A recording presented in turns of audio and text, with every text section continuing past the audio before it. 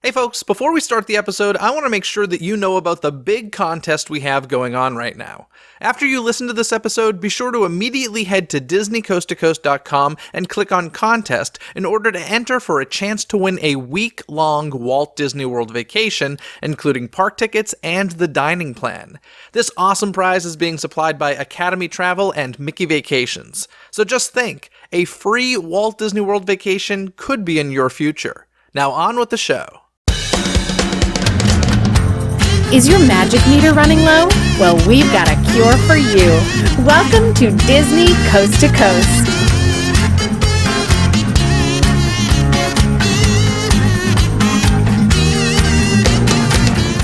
Hey folks, and welcome to Disney Coast to Coast, the ultimate unofficial Disney fan podcast. I'm Jeff DePauli, and today on the show, I have Shawn from Parks and Cons joining me on the show. Hello, Shawn, and welcome to the show. Hey, thank you very much. Glad to be here. Yeah, we've been friends for a while, but you've never been on the show, but we run into each other at quite a few events, because you are the king of cons. Yeah, we do. We cover a lot of conventions. Really, if there's a convention within about 3 or so hours probably of the kind of Orange County area we're usually at, if it's in the pop culture realm. So yeah, we just saw you at Midsummer Scream. Yes, we're at Midsummer Scream doing that weekend. I'm fully recovered finally from that. It took a little while, but now we have another one just around the corner, the D23 Expo 2019, which is sold out, by the way. Yep. I think for the first time ever, right? You know, I don't know. I thought they shut down tickets like prior to the weekend, but I don't recall specifically. I know they don't like to do anything like at the door and stuff like that, but it's a good question of when. I usually keep track for some things of like how fast, like with San Diego or stuff like that, but I never have with D23. Yeah, I feel like it's standard for Saturday to sell out well in advance. Yeah, but right. I think this is the first time they've completely sold out the entire weekend. And if not, it's the first time that they've done it well in advance, I believe. In any case, we are here on the show to help people with the con and hopefully have some good tips and tricks. So let's jump into that conversation right now. It's time to dive into today's Disney Dialogue.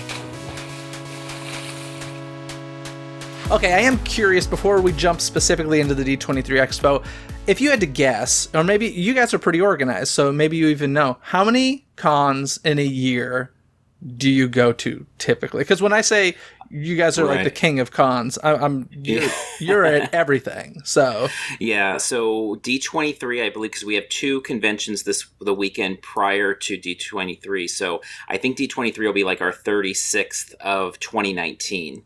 Wow. So our high year has been like 55, I want to say, but most years it's around 40 in a year. So almost every weekend of the year you are at a convention of some sort. So yeah, and there's some overlap, like, you know, where it's one day Saturday and one day Sunday or things and stuff like that. But yeah, and then, you know, something bigger like D23 Expo, it's only one, obviously, but it's a longer show. Or San Diego, we're out there for 8 days, and that's just one show. So it kind of ranges in size. But yeah, we cover everything from the really huge ones like Anime Expo and that, where they're over 100,000, to, you know, literally like community center shows in Yorba Linda that are just focused on like Golden Age and Silver Age comics and things like that.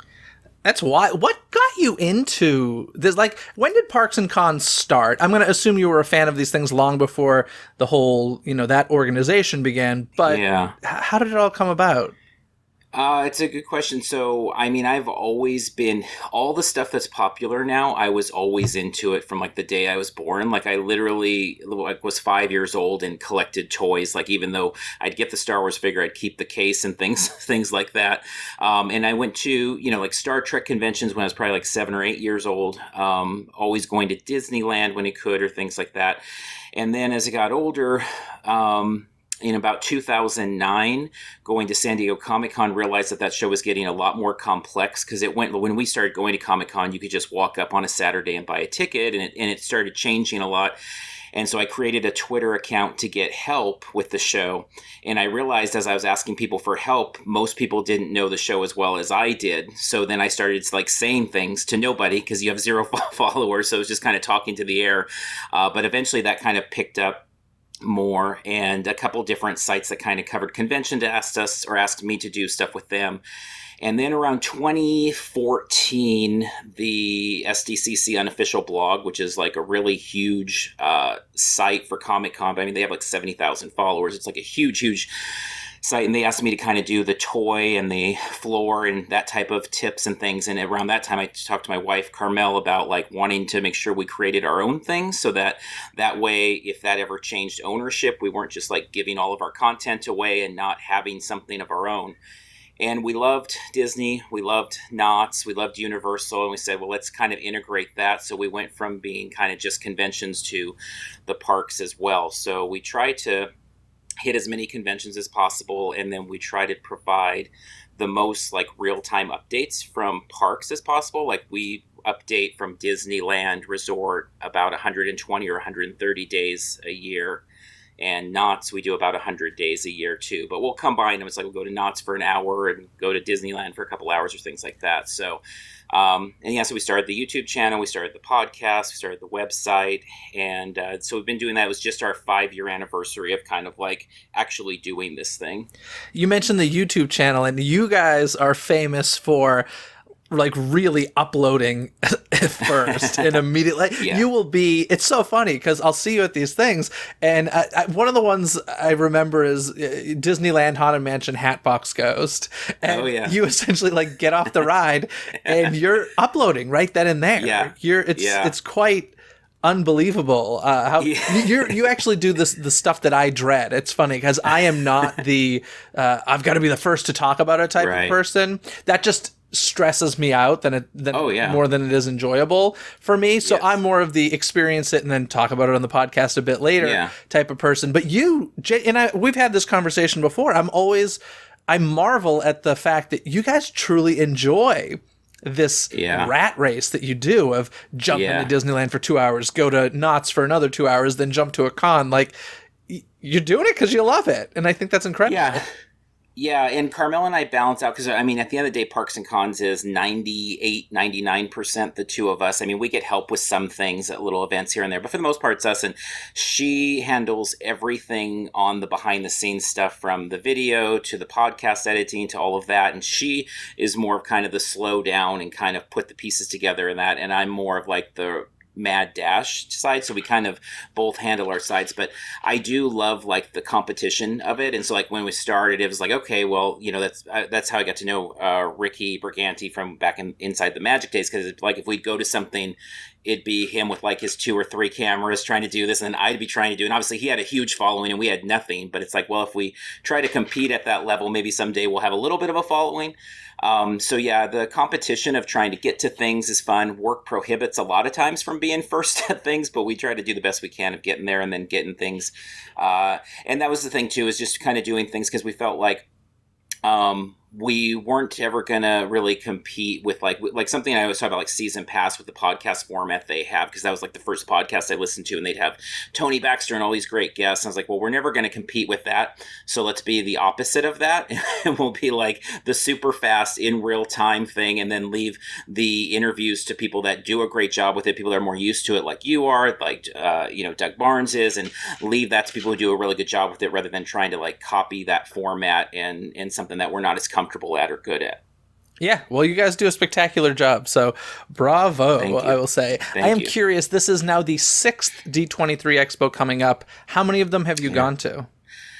We've gone since 2011, so I'll admit 2009, I didn't realize it was even a thing. 2009 was a spectacular. I went to the D23 Expo alone in 2009 because it wasn't, it was a few years after I'd moved out here, but I didn't have like that Disney group of friends that I do now. And I was like, well, I'm not missing this. It's the first ever. I am a day one charter member of D23. Nice. So I'm not missing this big thing. And it was spectacular. But it really was, that one was the most like summer camp. Felt like you went away for a while and met these people who had the same interests as you, and you just left with new friends and such. But it was spectacular. But in any case, so you've been going since the second year, and Yes. is this one of the conventions that you tend to spend the full time at, or do you? We do, yeah, we do. It's funny is like you were saying when you're talking about like it's selling out, and I was thinking that's really for us since we've gone in 2011. What we see is obviously Disney as a whole has just kind of amassed this army of intellectual properties, which has brought more and more attention from people who could have cared less at whatever point. And they haven't really ever kind of, I think, been able to fully prepare for what that means, so it brings just such a different kind of fanaticism when you are trying to tap into like the Comic-Con market and things like that. Yeah. And blending it with Disney.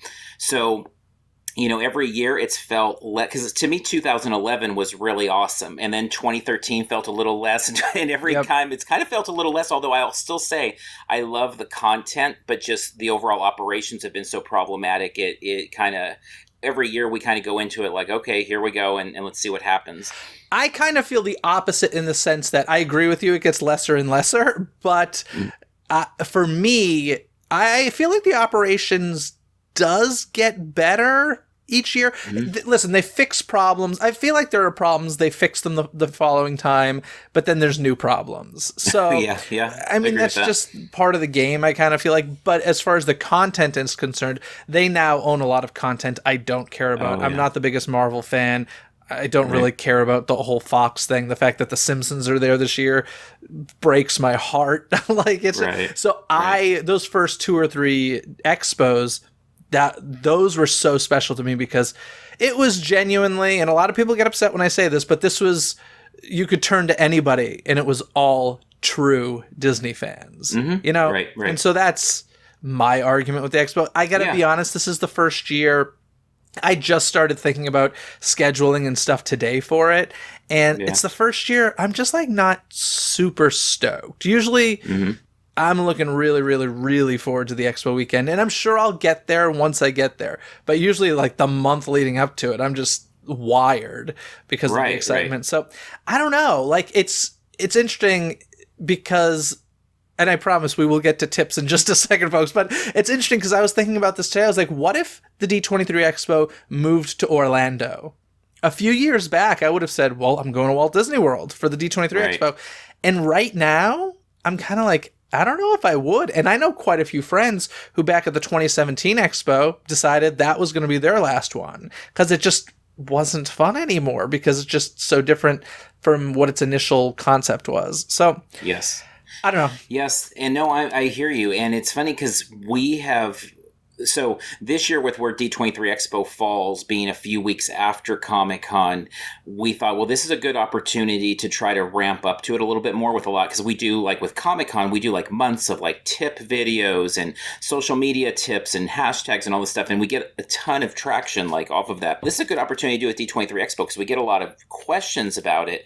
And it has been the most like greatest amount of indifference in terms of anything we've ever done really on conventions is like literally when we announced like, oh, we're going to do this video and this and that. And like most of the responses were like, well, that's cool, but we know it's going to be a debacle anyway, or we know it's going to be a mess, or, no matter what we plan for, we just got to be ready to be disappointed. And I thought, this is really weird. Like, it makes me regret putting all this effort into creating content to prep for D23 this time. That's really interesting to me because I've got to be honest, I've never done Comic-Con, and someday I will. It's just, it's never... when I really learned about it, it was already kind of insane, and I was like, I don't really want to fight through that to go. But what is it that's so different? Like, what is so poorly done at the D23 Expo? Sorry, I didn't mean for this episode to turn into this, but I'm glad we're having this honest conversation about it. Well, like we've gotten the question several times, and I think this always hits on it for me is the question of, it has Disney hired professional convention organizations to run it, or are they still trying to do it themselves? And I think that at the end of the day, like if you look at something like San Diego, they have really, I mean, not that it doesn't have its problems, but you bring 130,000 people, there's going to be issues. But for the most part, it runs really like clockwork. Now, it might not if they ever move to Vegas or Anaheim, but they've learned over the years of how to do it. But I think D23, the every other year format, I think is not a friend to them because it's not a rhythm to it. It's not all year. D23 Expo is not like, it doesn't seem as if it's it's obviously not the main thing there. They are doing all sorts of different activities throughout the year. Whereas these other shows, whether it's Anime Expo, Phoenix Comic Con, any show that's kind of in that realm of what D23 Expo is in terms of scope and size, it's like people's full-time job year-round organizationally. So you don't get things like the first year when they were doing the badge scanning at D23 Expo and they had like one person scanning badges and like just somehow somebody thought that was a good idea to get 20,000 people in with, one. Then they brought two people in and, or when they did, I always think it was funny, then they did that card trading game where they would just like, and it was a cool idea and they had Hatbox Ghost and I'll never forget the scene when they tweeted, Hatbox Ghost card at the escalator by Hall A or whatever. And I just remember seeing hundreds of people running at these cast members and them throwing the cards in the air, just trying to like fend for their lives. There's just a lot of things that they kind of don't really look at it as a convention and more of a park experience. But the thing about conventions, obviously, is they're all these extremely temporary attractions that are put together for 2 days, 3 days, 4 days. And I think it's tough for them because most everybody that's there is doing other jobs throughout the year. And then some people are turning their attention much earlier than others. But there's some people that were working across the street a few days ago, and now they're brought in and like, okay, we're going to have to figure out how to queue up this system for Josh Brolin or whatever it might be. It's an interesting point, and you're right. They still do it themselves, right? They do not hire a convention team to come in. And that just seems like you feel like they would have learned their lesson by now, but I don't know. It is a little mind-boggling, though, that a group of people that are so used to dealing with crowds and with queues and stuff like that it makes sense that they think they could just do it themselves. But I just remember the debacle at the last one. I think the biggest one was it the animation panel or something where essentially they had different lines of people and they let in one of the groups that were in line later before another, and then that group that was waiting longer didn't get in. Oh yeah. And I mean, stuff like that, that's a nightmare. Yeah. So and I think a lot, like you see, I know, like if you look at Galaxy's Edge and like how they handled Olga's Cantina, like we saw that kind of change every day or 2 days. That opening day when they had people kind of lined up and just colliding bodies into the queue, like Disney always figures it out, but they usually have the opportunity of spending weeks on it to tweak it. Whereas something like the D23 Expo, all these people are showing up and they immediately are ready to get in line for whatever aerial figures coming out and limited to 200 or whatever. Yeah, interesting. So I guess with the D23 Expo around the corner, what are some of the things that you do so many of these cons. Are there just some general con rules that you live by? Yeah, I mean, there's a lot of things that we don't really talk much about because we just kind of assume, like, the wear comfortable shoes and the, make sure to plan little breaks or things like that. But I think those are things that are really important. I think food. D23 Expo, the food. A really interesting thing with D23 Expo is that you do have this kind of smash now of like people that maybe are only into Star Wars or only into Marvel or now with the Fox stuff. And then you have people that are used to kind of classic Disney theme park experience. And you're kind of all pushed together there. And so it creates like a really interesting atmosphere. And I think that, the knowing of the map of the floor is really critically important. I think that, really trying to spend as much time paying attention to the details of the show, because I do think it's one of those shows where there's a lot of really cool things that aren't at the Pixar or the pavilions or Lucasfilm or things like that. There's a lot of great stuff just on display, like in the individual exhibitors or at some of the booths that are there. There's a lot of really great things to see in terms of those details. So I know we're always big with whatever convention of kind of advocating of like, try to look at what else is going on besides the main panel that 80,000 people want to get into, or the store that has the one exclusive that, that many people wanted to get into. So kind of taking the time with that. I think an interesting thing with D23 Expo as well as just kind of a tip is just that for whatever reason, Disney doesn't really put out, like a lot of conventions, they'll put out weeks in advance, like here's the exclusives for this, here's this, here's this. And D23, you're usually kind of learning it either because you know a sorcerer that gets the early RSP form, or you're just seeing people kind of coming out that night before with their bags of stuff. So I think Twitter information moves fast. And so I think Twitter is a good place to kind of search that hashtag if you're looking for things or you're trying to figure out whether it's on Twitter, Instagram, there's cool photo ops, obviously, that you'll see there. But I think Twitter, where like actual information of the floor, I find with conventions in general, which is interesting because it's like so different than like all the haunt stuff we do where like Instagram is king. With conventions, Twitter is really helpful because it's just the info travels so fast, and it's a good place to kind of look for some of those things. Do you find Twitter to be more useful? So I guess there's two questions I have for you. When you say Twitter, are you saying search hashtags, or more so the official D23 Twitter account, and or do you find Twitter more helpful than the actual official D23 app that they have? No, I think the app's pretty helpful. I think they do a really good job with the app as an overall in terms of comparing, what other conventions do with apps that even have apps. So I think that's pretty good. But I think the actual, like, what's going on the floor, or like, let's say line updates, is how many people are in line at what time. You won't really find those officially being given out by D23. Obviously, Disney is really big on controlling the message, and they're not going to say, well, people lined up at 9 a.m. and they weren't supposed to line up till 10 p.m. or whatever. So I know for us with conventions, if we don't know of like go-to people that are updating, and D23 Expo, there's not, we haven't found much where it's like a go-to, like there's not an equivalent of like the D23 unofficial blog, or something like that where they're giving all of the signing info or things like that. But I do find just checking the hashtag and then like adding a search to it. So, D23 Expo line, and then immediately looking at what was the latest thing posted. And it's like, okay, well, that's what the line's looking like for this, or D23 Expo, Marvel. Okay, what's going on at the Marvel booth or things. And usually I look at it a lot like crowdsourcing a lot of the answers is with a show like D23 Expo that has so many attendees coming. It seems like it's an easy place to gather info fast just by doing quick searches there. I am curious with D23, if Comic-Con, San Diego Comic-Con is your biggest convention that you do in the year, I would assume. Is D23 the second biggest, or is it? I'm not really sure. I don't go to enough conventions to know. No, it's probably about, Anime Expo is larger. Anime Expo feels the most crowded and busy of any show we cover, even more than, and that's at the LA Convention Center, more than San Diego. But the difference with that is San Diego Comic-Con has kind of developed into like an entire campus where you have the entire gas lamp. So you have another 60,000 people there that don't have tickets that are just there for the outside stuff. Whereas Anime Expo is like everybody crammed into the LA Convention Center, and that's 130,000 or whatever it is. Phoenix is really big, and I would say it's a little bit bigger than D23, and they run like a 4-day show, and it's around the clock kind of programming and stuff.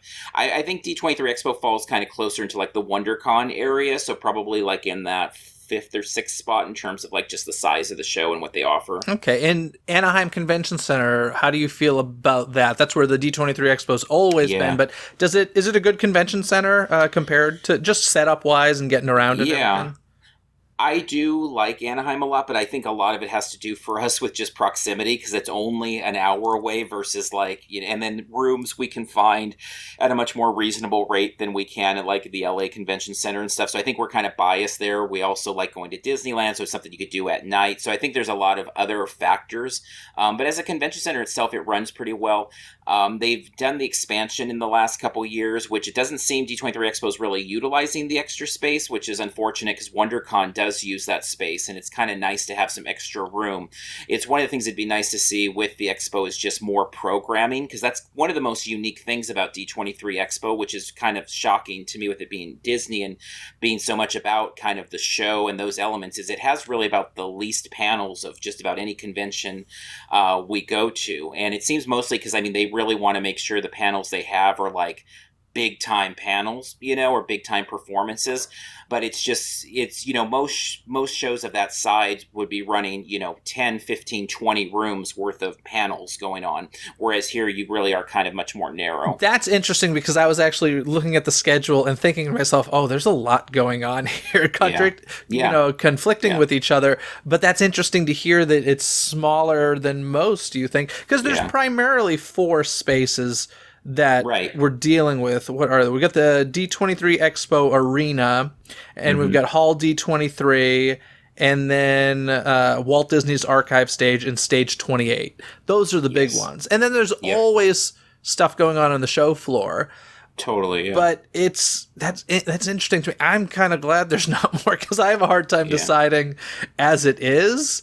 And I'm a panels guy. When you were talking about, you were saying as a tip, look at the other stuff going on during those giant panels that you can enjoy. And you're right, there is a ton of options, but I am a panels guy. Like it is not uncommon for me to spend all day in a line or at a panel and like maybe spend an hour on the show floor if I'm lucky. I'm hoping that changes this year. We are recording this before the scheduling not the scheduling, the reservation system is being released. I'm hoping that changes things. I don't know. Like, what do you think of this? And is this whole reservation system that they've started this year, is this something you've experienced before? And if so, how has that gone? It's interesting. I mean, I think what they did with Stage Pass was really a cool idea, and now obviously it's evolving even differently with the online system there. And it still exists, though. Stage Pass and is it Store Pass? Those are still existing. So actually, let's talk about those first, because I would say those came maybe around 2 expos ago, so 4 years ago. I think so, yeah. They started with the Store Pass and the Stage Pass, which is essentially a Fast Pass system for presentations and store lines. Yes. A nice thing about them is that it doesn't prohibit people from lining up, and I think that's a really strong and cool thing that they do, because that has become something that's with these really big shows that have started. I mean, San Diego has moved to doing an online kind of reservation, or it's a lottery system, though, for some of their bigger booths. Yes. They don't do it for panels. They still allow people to camp out, but it's nice with D23 Expo that if you want to, sleep out on the pavement, if you want to fight it out that way, that you have that opportunity. But there's also this reservation system. I think we're all very curious to see how it works, this next iteration of it with Friday. But in general, just having that has been a cool thing. And it's different. It's definitely a different thing that they're trying to do. And I think that's one of their big challenges, is because there are people that come to D23 Expo expecting kind of a classic theme park Disney experience of really being taken care of, and conventions usually are not that. They're more fight for your life and get what you can, and it's hard to kind of make those two ends meet, I think. Yeah, I'm a little surprised. Maybe we'll find out on Friday. As I mentioned, this is being recorded before that reservation system's released, so if you're hearing, it's most likely all sold out at this point of everything, but it's going to be wild for sure. Yeah. I do like the badges they sent out, though, this year with the RFID in them, and you got to activate them online and stuff. So like I said, in the past there have been problems, but they seem to be addressing them all with the hopes of there aren't new problems. So yeah. I mean, I think they really want to do a fantastic job with it. I think it's just they're turned in a lot of different directions, and the thing is, now they have so many properties. I know for me, it's like, why are we having one big panel with Marvel mixed in with Star Wars, mixed in with Disney? Like, they could right there create more programming and probably make a lot of people more happy by saying, let's just put Star Wars on this day. D23 panels are very specific in how they run them as well. They're very, again, kind of controlling the message. It's very unique. It's a very unique panel experience opposed to a lot of other conventions in terms of how much time the actors have on stage, or the directors, how they're positioned, all of that. But with owning, I think a lot of us would like to just see Marvel have its own expo by itself. Yeah. And, and Star Wars has its own expo, obviously, with Celebration. And so kind of building it all into that one building just seems a bit overdone for that one weekend sometimes. Yeah, I have a bunch of thoughts about what you just said. I hope I remember them all. But number one, as far as controlling the message is concerned, I find that funny because the first thing I thought of was the parks panel from last year or 2 years ago, where that's my favorite panel of the weekend. And it was the one where they announced Mickey and Minnie's Runaway Railway, but they, forgot to mention that meant the Great Movie Ride was closing. And it's interesting because you're in there getting that news, and at the same time, those are one of the panels where you do get to keep your phones, and you're getting tweets because they just sent out a press release to people telling them the Great Movie Ride's closing in what was it, a couple weeks or something, or it was a short period of time. So that's the controlling the message that I find interesting. And gosh, the taking of the phones is another thing that we should talk about. But you had mentioned, I wish, so here's the thing, as I was mentioning, I liked the first 2 or 3 years of the expo because it was so Disney-centric in the traditional sense. And it's kind of becoming, in the off years, Disney does these Destination D weekends. Right. And I feel like that's becoming more the traditional Disney fan place to go. And the expos and everything type of thing. But I do wish, because I think the biggest shock of this year was that there is no animation panel. It's animation, Pixar, Luke, and live action all in one panel. And this is the first time they're doing that. And I think that's insane. Why? I don't understand. I 100% agree, and I know we've had a lot of people on social ask about those things of like they will ask questions of do you think they're going to add a last second separate panel for this thing or that thing? And I don't know, the only thing I can come up with is just in general, their panels, like I said, they're just so different on that big stage of the way they have them come in, remember for Maleficent, Angelina Jolie coming in, and the focus of most of her time on stage was talking about how much she loved Disney growing up. And it was they wanted to specifically kind of tell the audience hey, Disney fans, Angelina Jolie's also a Disney fan, Yeah. So I think they just like these really micro kind of panels where it's okay, we're going to have 5 minutes to talk about whatever the new, Marvel movie is, or 5 minutes of that. But in the end, I don't get it at all, because that would be the easiest way to take care of some of the line situations, to take care of so much that goes on. Because the one thing, when you have more panels, even though it's more to choose from, it sucks people off into all these different directions, And so when you have that animation and breaking those things out, it gives some people something else to do. Now, having it all combined, it's just one more big chunk of time that everybody's going to be out flooding, the floor, and not having that time in line for the panels.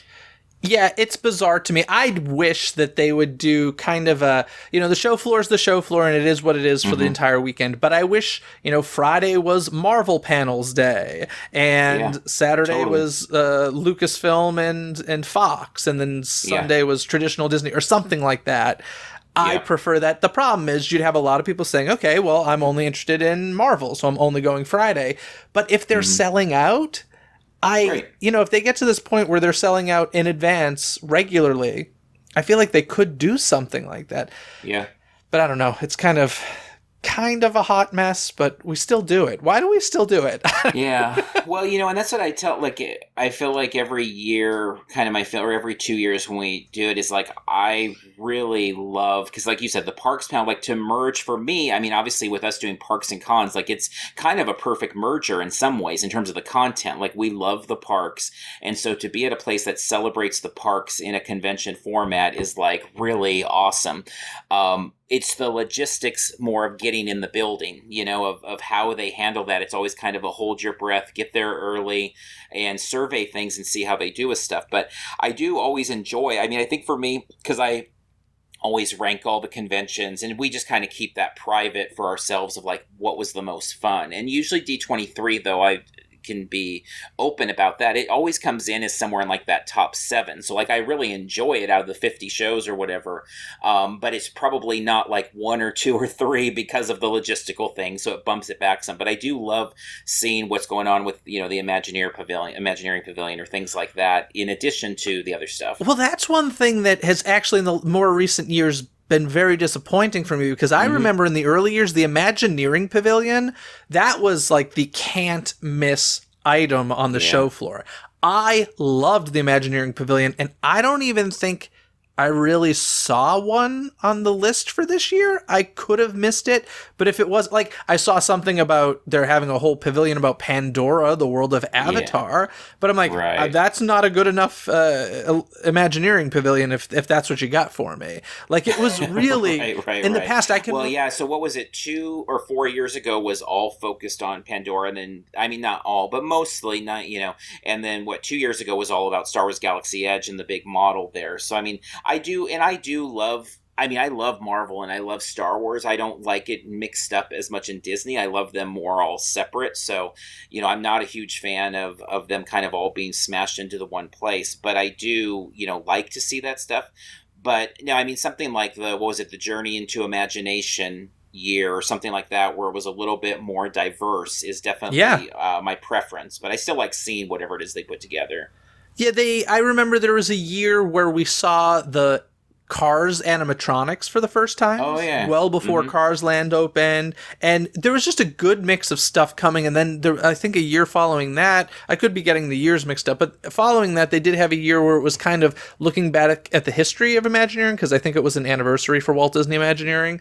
And I was like, okay, like I appreciate that. But at the same time, at the expo, I kind of expect to see some up and coming stuff in here, not so much about the history.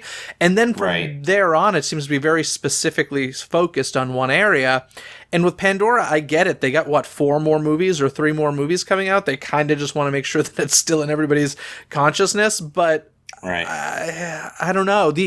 I've been very disappointed by the Imagineering Pavilion the last couple. Yeah, I think this year they're just calling it's Disney Parks Imagining Tomorrow Today. And so, and it's got that similar footprint to what it had last year with next to Mickey's of Glendale or 2 years ago again.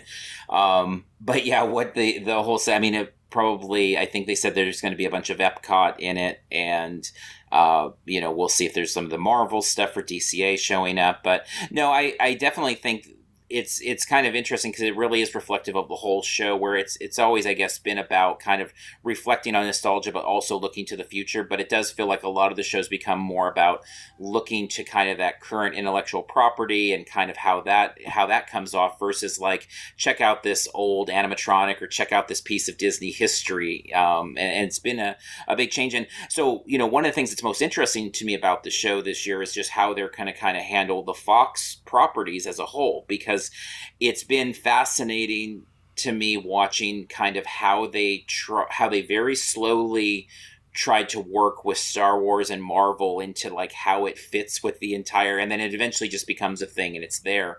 But Fox is obviously a very different type of brand to be bringing. So it's weird even looking at the map of the floor and seeing that like Hulu is on the show floor, that there's a part of the floor that's just Hulu, ESPN Plus, and Disney Plus is kind of a part of the floor.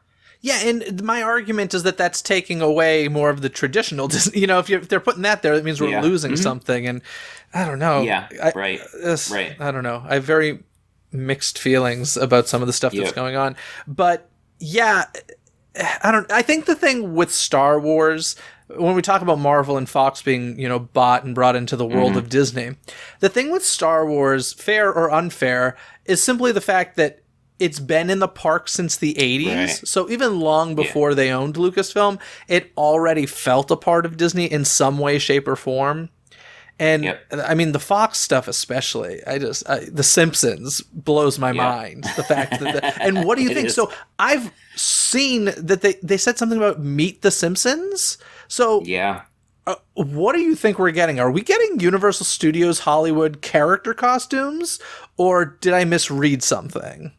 No, I think you're right. I think they're going to make a presence there. That has been historically if you look at how they handled Marvel, the first real introductions to it at the expo in a lot of ways were via meet and greets, and they kind of did it in a way that was a little bit more of a backdoor kind of, hey, how do you guys feel about this? And and stuff. And I do think they're going to probably try to do so, or they are going to do something with that.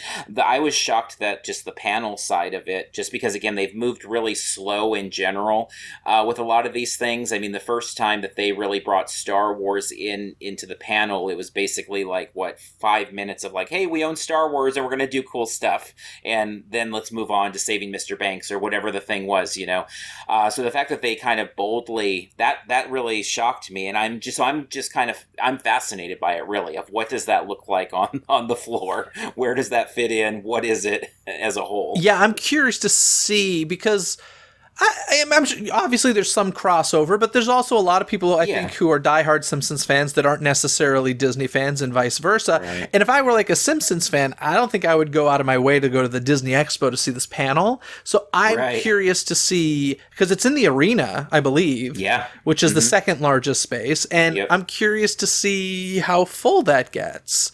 Same. It'll be very interesting. Speaking of the spaces, we should mention for folks who have never been or aren't familiar, the 4 spaces we mentioned earlier, as far as size is concerned, Hall D23 is the giant one. It's technically just part of the show floor curtained off with almost, I think, 8,000 seats, something like 7,600. Yeah, I think it's about that. So pretty huge. What's the big space at Comic-Con?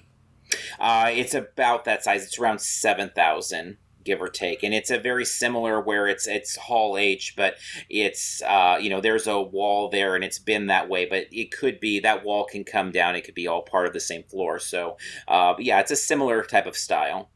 So technically, the Disney one's bigger than the Comic-Con. Oh yeah. So that's kind of insane to think about. I mean, that's crazy. It is, yeah. And then there's the D23 Expo Arena, which is fascinating because the first few years, this was the largest space. And this is about, I want to say, around 4,000 seats. Yeah, because I think it can hold 7 max, but that's in an actual circle format, so they have to cut off about 3,000 of those because how the stage is set up. Yeah, so it's so funny because I went in there for a couple of panels last year, and I remember in those early years that being the main showroom and just being like, oh, wow. It feels, in those early years, it didn't feel small at all. But now compared to Hall D23, it feels small. And then a couple of the smaller spaces are Walt Disney's Archive Stage and Stage 28. Those tend to hold some of the more unique, very specific sort of panels that I wish I was the type of person that didn't care about the bigger panels and could just focus on those smaller ones, because I feel like it would be a much more relaxing weekend. Although I hope this reservation system makes it more relaxing, but we'll see. Right. But they do have various spaces. There's tons of stuff on the show floor. Where do you spend most of your time? Are you a panels person or a show floor, or pretty mixed? With D23 Expo, we have historically kind of had a mix in there, probably more of a mix than most places. I think there's some shows like A Midsummer Scream where we spend a lot more time in the panel room, and then there's other shows like a San Diego where we honestly spend most of the time on the floor and with the off-site kind of activations and things like that. So I think D23 Expo, it's kind of a split. Carmel is much more of a panel person. I'm much more of a floor person. I like just kind of the running around and kind of being untethered with all that. But like something like the Parks panel, I think we've been to it every time since we've been going, because that's like a really important one to us, and we'll designate the time for it. But usually it's a little bit of both, probably. Now, as far as the show floor is concerned, do you have a plan of attack when it comes to that, or how do you deal with that?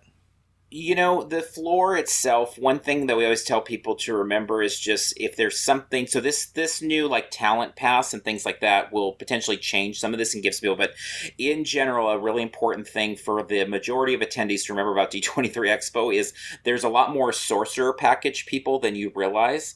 And they have that hour advantage where they're out there, and stuff. And so when you have things like a big Marvel signing or something like that, a lot of times by the time regular attendees are hitting the floor, those things are gone, And so it really is about kind of, I think a lot of times for us looking at like, what are the second or third tier things that are of interest, So the Imagineering Pavilion is always a priority for us. We always try to make our way there. For us, floors in general, it's really important. Like we make a goal of and we always do with every show, of like going to literally every booth and trying to look at every single booth, no matter how big the show floor is. So that first day, we'll do that and try to kind of surmise like what is the situation, how are the signings working, are they giving out free Pixar balls, what are the things that are going on, and trying to kind of formulate a plan from there. Like I said, one of the things that's really interesting with this show is there's just a lot of information that's not given out, and you kind of have to figure out when it comes to the floor, I should say, and you have to kind of figure out on the run there. And so a lot of times things we don't even know something is of interest until we're there, and then it's like, oh, this is a thing that's happening, let's try to make our way over there, and that may become a goal for Saturday or for Sunday or whatever it might be. Cool. Now, are there any panels or presentations that you're really looking forward to? There's far too many for us to mention here, so I highly suggest anybody going to visit D23Expo.com and or download the app and check that out far in advance and make your plans if you plan on going to panels and presentations. But just to touch on some, are there any that you're specifically looking really forward to?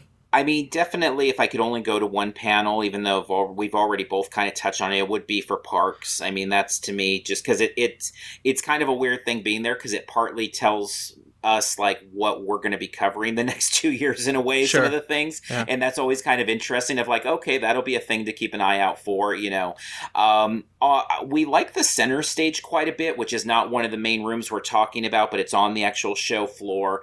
And it's nice because it's accessible. It's one of those things that you can kind of stand off in the distance and see. And so they have Jordan Hembrow, the toy hunter, there. And I'm curious what he's going to do because he had a show like on I think it was the Travel Channel or something, but he basically is a kind of vintage toy collector. And so I'm really curious what he's going to be showing there of like, is it going to be old Disney stuff? Is it going to be Marvel stuff? I would imagine though it's going to be a lot of like classic, cool, like Marks Disney figures and things of that nature. And so I'm really curious to see that as well.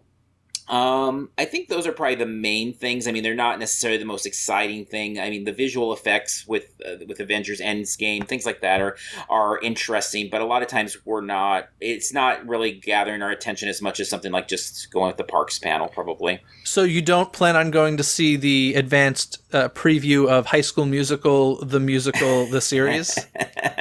It's like number 3 on our priority list, so we're not sure if we'll get to it. Yeah, I'm looking forward to obviously the parks panel, and here's something nice, but it does sound like it's going to be busier than ever this year, so don't take my word for this. But in the past, I've always lined up for the parks panel, but I don't think that room filled up. So you don't have to. In the past, you didn't have to wait there for hours. Also, with the Legends ceremony, I used to like wait for that, but it doesn't tend to be full. And if I can mention a little tip that it's worked in the past, although I only figured this out kind of accidentally, and maybe they've caught on to this. I know what you're going to say. But so there's a huge line outside to get onto the show floor, outside the convention center. But I've always been inside the convention center waiting for the Legends ceremony. But once the ceremony starts, you could essentially just go to the show floor instead of to the Legends ceremony. And I mean, I didn't do that, but you could. And you're saving a lot of time waiting outdoors. Oh yeah.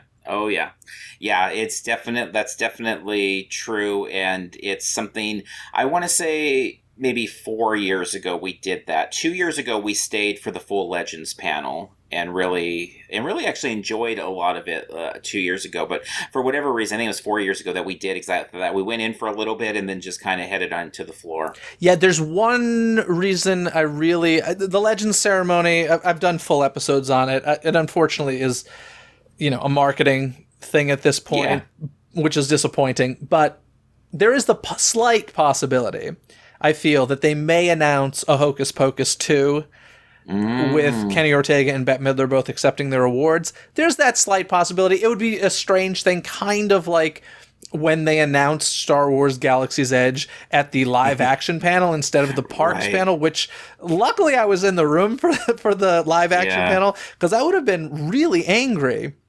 Because it was one of those things where parks came up right after live action, and there was that question of, do I have to choose one or the other? And I, quote unquote, risked it and went to the live action and was able to get into the parks one. But in any case, they announced it at the live action, which was weird. So there's that. But I also feel like if they're going to announce Hocus Pocus 2, the place to do it is to bring Kenny and Bette Midler out for the Disney Plus panel, because I think it's going to be a Disney Plus movie if and when it happens. So I feel like that's where they should do it. And I think, am I correct? Do you have the schedule in front of you by any chance? Is Disney Plus the same day as Disney Legends? They would have to be on the Friday. Let's see. Disney Stars, Disney I think they are the same day.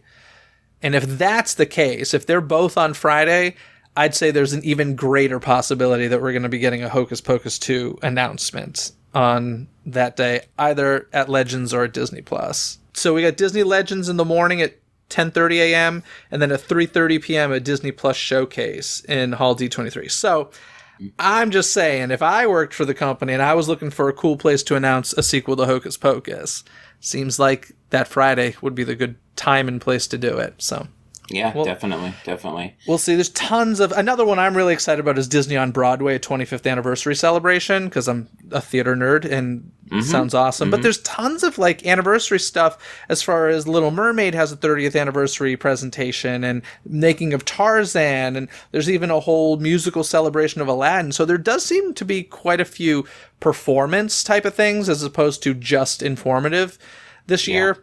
And I get excited about all that stuff. I'm still working on my schedule. I'm trying to figure out what and when and where I'm doing things. Yeah. So yeah, that is what's really special there is something like, you know, the Alan Menken thing last time. I mean, that's such a special thing that will only happen there, you know, and that's when I think D23 Expo is at its best, when it does take the time to be theatrical, when it does take the time to really try to provide those like special moments and really go, you know, all out in that way. One thing I want to piggyback on when you were talking about being able to walk into some of these panels later too, is one thing that we found, and I'm sure you've experienced this as well, is it's very different if you're somebody that goes to a lot of conventions, and this is the first time I've never seen a convention do this, but how they kind of seat you. And they kind of, they place you basically in your seats. Yeah. That is a very strange and unique thing. Interesting. And slows down load in significantly. I get why they do it, but something just for people to know is sometimes even being later, we've come to panels literally hours after friends got in line and had better seats just because of how the filing of people in, which again is, you know, one of the tips kind of have with the D23 Expo, and I mean with conventions in general, is just to remember, you know, in terms of having patience and understanding that this is not really a system where it's about like justice or what is right or wrong. It's just things just happen for a way. Obviously, the cast members that are filing people in are given directions to do it a certain way, and I know we've seen people get really heated where it's like they end up being the last of like whatever row, and they're at the very back of the hall, and then people that are, you know, literally again an hour or so later are kind of in like the third row off to the right a little bit or something like that. Yeah, I'd actually never thought about that, but you're right as far as the load-in process is concerned. They do try to be fair in the sense that like they'll start at the front and center. Yes. But like you said, would you, and that comes down to a preference thing too. Would you rather be in the center but the back, or toward the front but off to the side? So yeah. And if you end up also, because I know for us, like, we do not like being in the middle of rows. Okay. For like almost like claustrophobic reasons, and so we will always bring that up with them and say, you know, we will be further back, we'll be to the side wherever you want us, but we want to be on a row. Okay. Because and they'll accommodate that. They'll look at you like you're weird when they're doing it, but they will accommodate that. Yeah. Oh man, the D23 Expo. I'm getting a little bit of anxiety just talking about it. It's going to be fun. I promise it's going to be fun. It will. Oh man. Any other tips or tricks that you want to mention before we wrap things up here?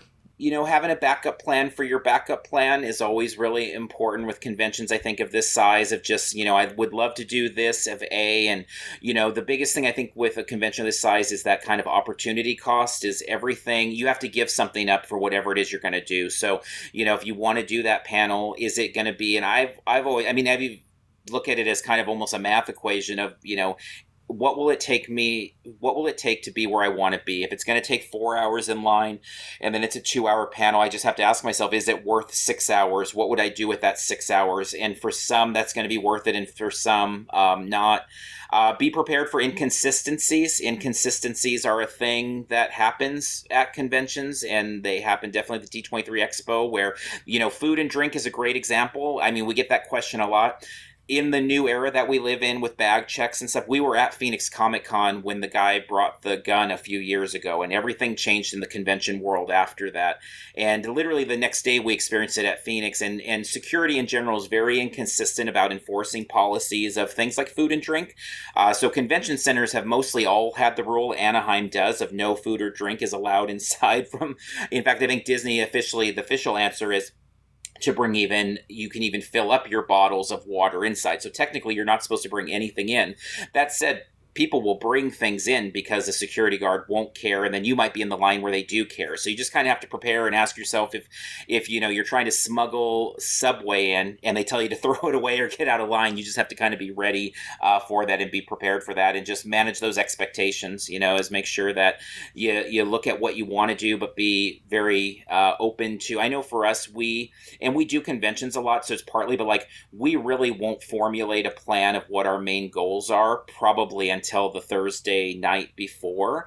And it's just because right now we're planning the next two conventions we'll be at is partly it. And then the other part is we just find a lot of opportunities open up. And so we'll kind of look for opportunities by watching social media, by listening. D23 Expo has been really good about making announcements and saying, hey, there's room in the, Disney, the interactive panel, or there's room for the Agents of S.H.I.E.L.D. panel, or things like that. And so we'll kind of monitor those things. And sometimes we just jump and kind of go in an entirely different direction than we plan at first. Yeah, I would suggest definitely turning on the alerts on the app, the D23 app, because they shoot out that sort of information that way, as well as when rooms are full. They'll let you know so that if you're running in one direction, you can stop. Yeah. So that's crazy. I want to go back to something we were talking about on how the theatrical and they put on a show for a lot of these things. That's one great things about the Parks panel is they always tend to put on in like an opening number with cast members, which is really cool. There tend to be moments of chills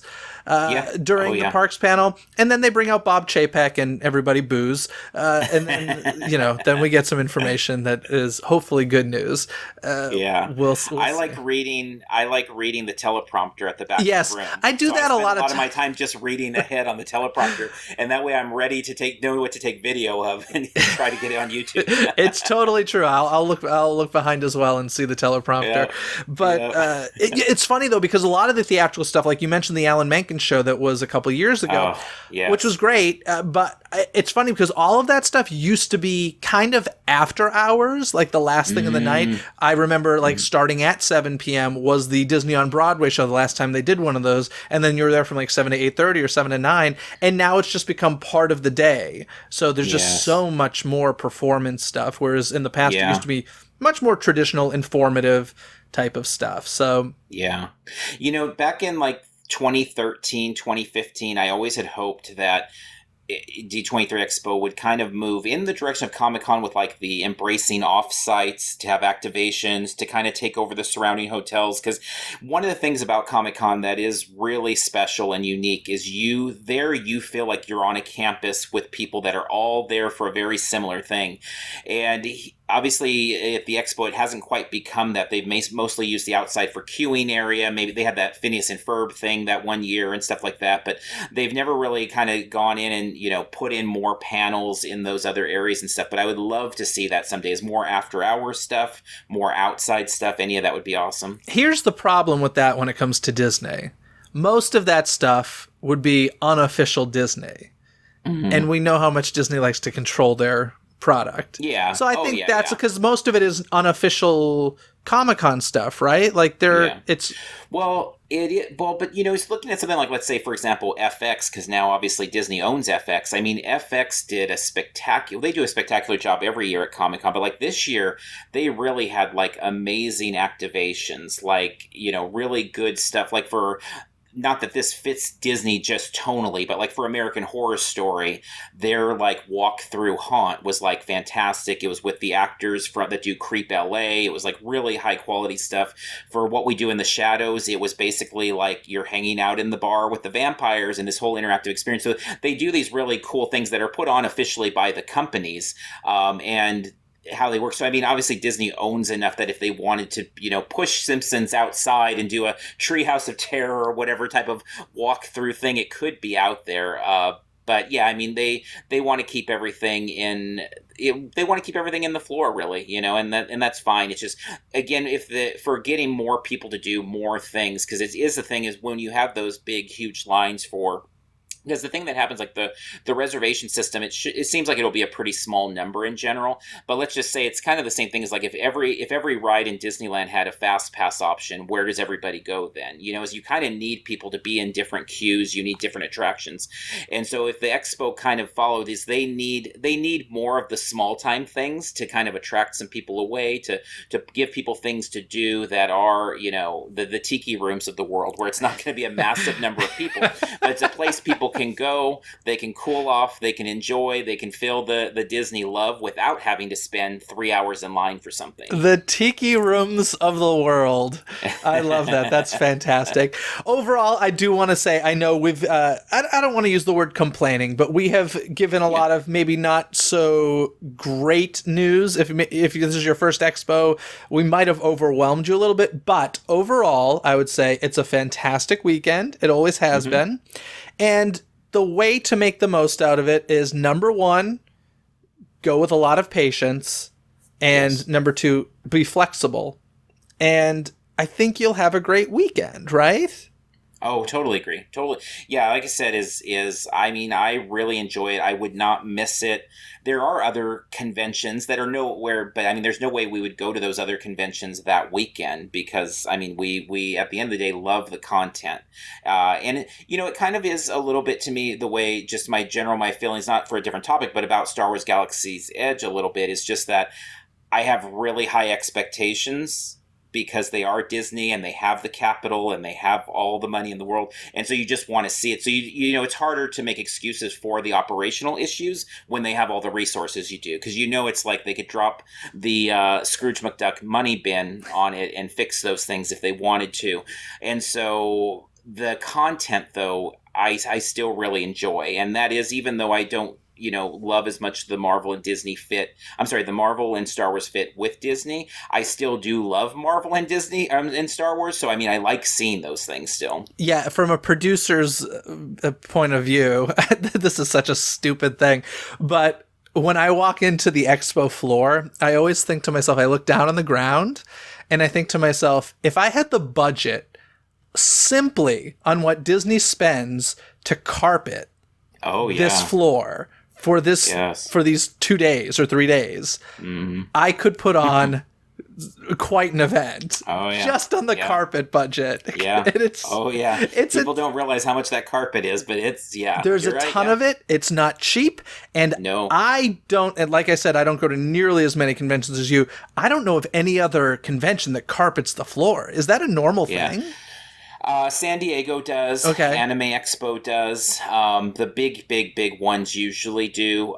Phoenix actually always did, and then they just stopped doing it a couple years ago to keep the price of tickets down. Okay. But yeah, one year it was funny. It was at Silicon Valley Comic Con, which has a lot of, it's Silicon Valley. They have a bunch of money that's been dumped in it from Wozniak and all them. But a friend that runs another show that's a pretty sizable convention, but he said, they spend more on the carpet here than we have as a budget for our entire convention. Yeah. And it's like, yeah. No, it's not a very common thing. There's not that many shows that would carpet that. That's a very high-end thing. And it does help the feet quite a bit. I was going to ask, do you find that there's a difference? Obviously, it looks a heck of a lot better, but your feet feel better by the end of the day? It's a huge difference. Yeah, it's a huge difference. Yeah, we always talk about the quote-unquote carpet cons. Like when we go to the Wonder Cons and the D23s, it helps a little bit. It's interesting. And then at some shows, like particular booths will have even more padding, like Funimation at an Anime Expo, or like Penguin Books, for whatever reason, will have like that extra padding. So you're like, wow, it's the carpet to the really amazing carpet. It's like the air conditioning of the convention. Yes. The whole place is AC. Yeah. So it's like, where do we go? Wherever there's carpeting and a cushy floor. Yep. That's funny. Yep. I'm curious, before we get to trivia here, do you go to VidCon? Okay. Which one? VidCon? No, Okay. we've never gone. We've been, it's funny because we've been outside of VidCon doing like prep videos for things before about the Anaheim Convention Center. So we've seen like the craziness of just like people with the YouTubers and stuff. But we, despite the fact that we do like a lot of video, we've never been to VidCon. Yeah, that one seems like a nightmare to me. That one you could give me a free ticket and I probably wouldn't show up because I think I'd go crazy. But in any case, guys, I think that means it's trivia time! All right, Shawn, do you want to hit me with the trivia question first, or shall I hit you? You go first. Okay, mine's fairly simple, but I always find this to be a fun fact. Now, the D23 Expo that's coming up is 3 days long. Do you know how long the first D23 Expo was in 2009? Wow. I don't know that. I never thought about it being different. I'm going to guess 2 days. It was 4 days. Really? Yeah. That's really interesting, which makes me even more surprised that I didn't even realize it existed in 2009. I mean, we were just starting even looking at, but still, I mean, I loved convention, I loved Disney, and I didn't even know it. Yeah, so that first year, it was a Thursday through Sunday, and it's very weird because going from 3 days to 4 days, there's something about that one day that just makes it feel exponentially longer, because 3 days is a long weekend. 4 days, it's practically a week, in your mind of Monday to Friday, 5-day work week. So it was that one especially, what do they call it? Convention depression, when you're getting ready to leave this convention that you've been spending so many hours at for so many days. At the end of those 4 days, I had severe convention depression. I believe it. And I remember, gosh, I think the last thing I did, I was sitting in the D23 Expo arena, and they were showing us something Toy Story. What would it have been in 2009? Would have been Toy Story 3? Believe so, yeah. I think they were showing us a screening of that movie or something. I could be totally wrong, but it was something. And I just remember sitting there and like realizing, oh, it's coming to an end, and I was so sad. Yes. So would you prefer it was 4 days now? I do and I don't. I mean, first of all, let me just say that year, the 4 days, I think I paid $94 for the 4 days. So not only is it shorter, but it's gone up in price quite a bit. And it used to be, to me, the expo used to be a no question bargain. It was like you'd be crazy not to go. Yeah. Now it's gotten to that price point where I'm like, you got to think about, is it worth it or not for you? Do I wish it was 4 days? Yeah, I do, because I wish there was a Marvel day. I wish there was a Fox day. I wish there was a Lucasfilm day, and I wish that there was a traditional Disney day. So for that reason, yes. For cost reasons, no. But I do find it was only that first year that they did 4 days, and then they quickly said we're going to do 3 days. I am curious, do you think they'll ever go to annually as opposed to biannually? And do you think they should? It's weird. I really do feel like so much, because really 2015 was the year that just changed a lot for me about how it was. Because up to 2015, I was like, they're going to fix all this stuff, and there's going to be bigger, and they're going to use the outside, and it's going to be 4 days, and all these different things. At this point, I don't really think that they are, but I do think that the future is for there to be a Marvel Expo. And maybe, and obviously Star Wars Celebration is, that's been a continual thing. And so I wouldn't be surprised if along the way that starts to become something that kind of fits into that other piece. And it may be, because at the end of the day, because they have Star Wars Celebration, it does pull a lot of the Star Wars out still. So it's not quite so overwhelming on the floor and stuff. So, but yeah, I don't know if I ever see them going to every year. I would like to see it, because I think it would just help them a lot on the operations side. Because if you run all year, that's what you do all year, and you have staff that's what they do. They go to other shows to learn and explore, and it's just 12 months a year of convention. I do find it interesting that Star Wars has a celebration every year and has enough content to fill it up, because how long is that? That's 3 days, right? No, it's 4. 4 days. Okay. Yeah. So actually the last one was 5 days. Wow. So Lucasfilm alone has enough content to fill up 5 days worth of convention every year, and it doesn't seem like Disney does, which is well, that's the thing. They have more. I think they have more than enough content. It's just how they choose to allocate it, because like, to me, like with this year, it's like Star Wars should have its own movie panel. Star Wars should have its own Mandalorian, TV panel. Star Wars should have its own Resistance, Clone Wars, animation panel. And right there would be 3, 4, 5 hours of, content that could be spread out even across the 3 or 4 days instead of kind of shoving it all into that one spot. But you know what the company should really do? It sounds like, and I've never attended, so I don't know, but it sounds like the Star Wars convention or celebration really does it well. So yeah. I think it would be smart if Disney took the people who run Star Wars Celebration and just made a convention division of the company where their job was solely Star Wars convention, Marvel convention, D23 Expo, and that's all you guys do. Yeah.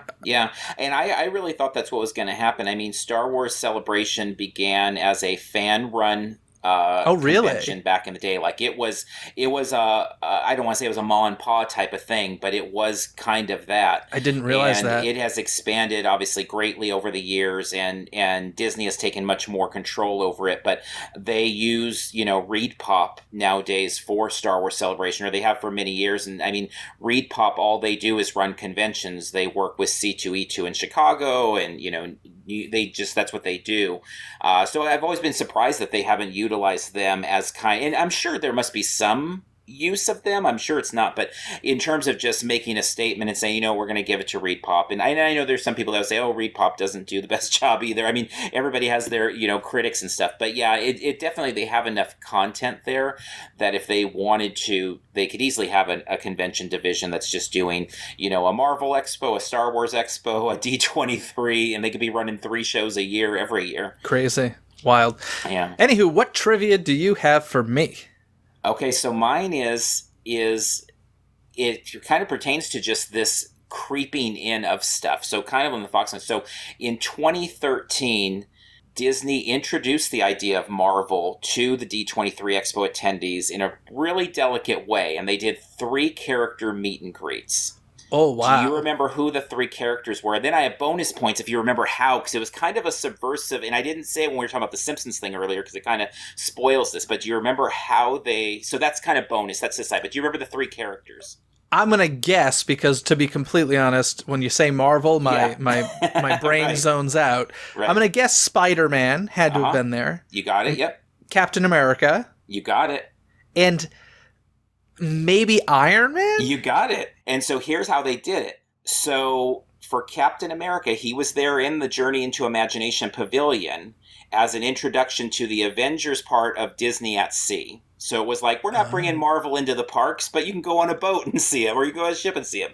But the really subversive one was Spider-Man and Iron Man. They were there as what they said were animated versions to tie into Phineas and Ferb and their animated Marvel special. So when you ask about Simpsons this year, you wonder how they will introduce them, if they will, in some sort of oddball way like that. And so they were kind of not quite, they definitely weren't what would become the movie versions of them, but they were there to tie into Phineas and Ferb. And that was the only reason Iron Man and Spider-Man were there, long before they were ever in the parks. Wow. Disney has changed a lot since 2009. Oh, yeah. Yeah. Wow. 10 years of D23. Unbelievable. Yeah. Well, folks, we have said numerous times to get the most out of the weekend, make sure you download the app and make sure you check the schedule in advance and follow D23 on social media. But I will add to that, Shawn, the folks should be following you because you will do a great job covering the D23 Expo. So where can they find you and follow along? Thank you. Parks and Cons, just Parks and Cons on Twitter, Facebook, Instagram, and we have a YouTube channel, the same. And so we will probably hit the ground out there on the Monday before, just looking for things as they're building and setting up. And we'll probably try to get out there every day that week, if I had to guess, after work in the evenings to see what they're doing. So we will definitely update people as we find things, and then we'll be there officially Thursday night all through the end of things on Sunday. Fantastic. And I will be there enjoying the expo and reporting back to you after the expo. You can, of course, follow us on social media, too. You might find some fun little surprises, or if we run into some fun stuff there, you can follow us at Dizney CTC on Twitter, Instagram, and Facebook. That's DIZNEY NEYCTC. And also, folks, if you're sick of just listening to podcasts and you want to start one of your very own, but you're not sure where to start, simply head to youcanpodcastnow.net for some free information. Shawn, thank you so much for coming on the show. I really appreciate it. Thank you very much. Have a great expo. Other than that, folks, have a magical day and enjoy the expo. Bye! Thanks for listening to Disney Coast to Coast. Have a magical day. Disney Coast to Coast is produced and hosted by Jeff DePauli. Learn more about the podcast and become a supporter at DisneyCoastToCoast.com.